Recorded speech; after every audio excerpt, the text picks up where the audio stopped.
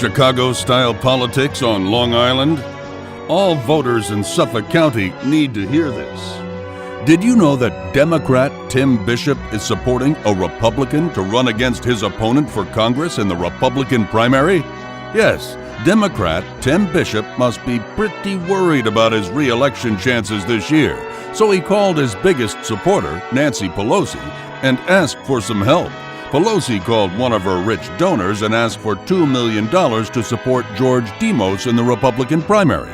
That's right, George Demos, who says he's a Republican, is sending Democrat money, is supported by Democrats, and is looking and sounding much like a Democrat. What better way for Tim Bishop to win than to split his opposition? It's an old trick right out of Chicago's cutthroat political playbook. Kinda makes you wonder why Tim Bishop is so afraid this year. Maybe it's because Bishop was the deciding vote for Obamacare that has now cost millions of people their health care coverage and added trillions of dollars to our national debt. Maybe it's because Bishop has remained silent on the Obama administration's Benghazi and IRS scandals.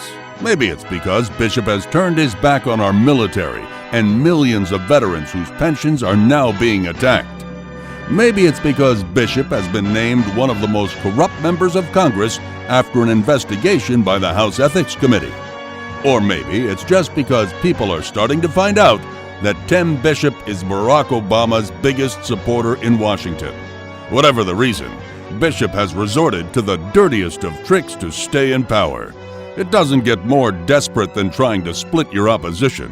George Demos is nothing more than a patsy for Tim Bishop and Nancy Pelosi. Don't fall for it. Vote in the Republican primary, and please make sure Demos gets the message that Republicans don't need a Democrat clone in their party.